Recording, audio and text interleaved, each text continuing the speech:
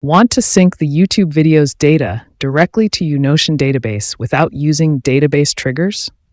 In this video, I will show you how to make the whole process with Notion Webhook integration. There is no need for database triggers anymore. We usually watch a YouTube video and want to save it for later. When we save the video URL to Notion database, the other details of the video like likes, description has to auto-populate in the database. Let's take a look at the demo of what we are building in this video. We are taking the link of two videos shown here and creating new page in the Notion database. Note the video URL is pasted as the title of the page. Same way, another page is created for the second video URL. More videos are being added. We see the video details of first URL we pasted is getting auto-populated. And a moment later, the second URL details are also getting auto-populated. Taking a closer look at the database, we see the name, video ID, description, likes, views, and channel ID as page properties. Looking at the Fast API server logs, we can see the YouTube video details are processed and then pushed to Notion database. We will go through the steps of integration and in the process, learn more about Notion Webhook integration. You can take a look at this video where basics of Notion Webhook integration is covered in detail.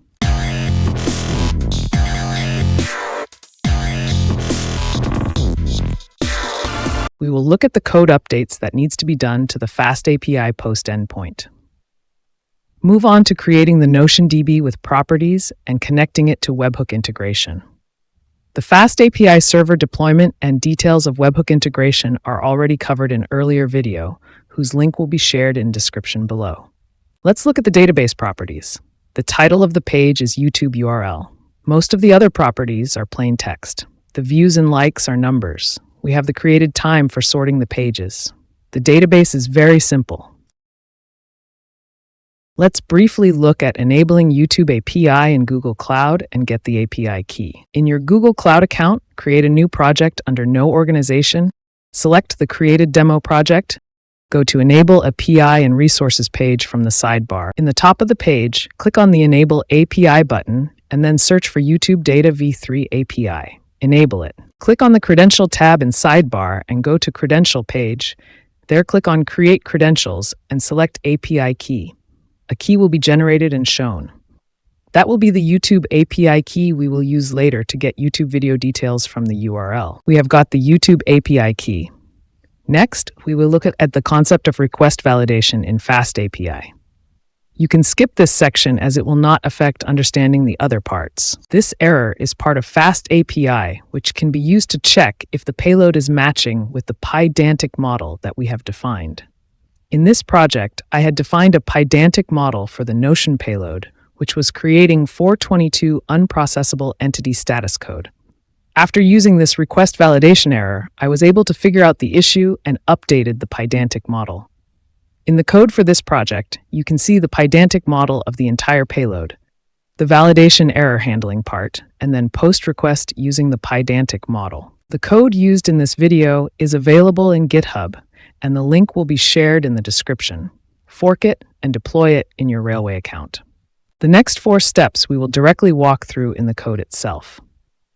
The YouTube API key has been procured. You can find the Notion integration secret in your integration page. Notion Client Python package is used for updating the database page properties. Post endpoint in the server is parsing the payload using the pydantic model shown earlier, so we can access the payload type using and other values using dot notation. We check if the parent of object in payload is of type database, and then extract the database ID. Use that ID to query to database to find the recently added page using Notion Client. We extract the URL from the title of the page and then use the YouTube API to get the video details. The YouTube API Python package is used for that. After the YouTube video details are received, the data is uploaded to Notion database using the Notion Client Python package. Here is the Notion Client function that is updating the page properties in the Notion database. The function is self-explanatory as it has got only one method called update being executed. To get the video details from YouTube, we extract the video ID from the URL. Then we use the video ID along with the build function from Google API package to get the video details from YouTube v3 API. We have covered all the 8 steps along with code walkthrough and the demo of YouTube integration with Notion database. In that process, we reviewed all the 5 steps of that is required for YouTube data to flow to Notion database. The Webhook application and how to set up the Notion Webhook integration can be found in this video. I believe you enjoyed this video. Do leave a like and subscribe. Thanks for watching.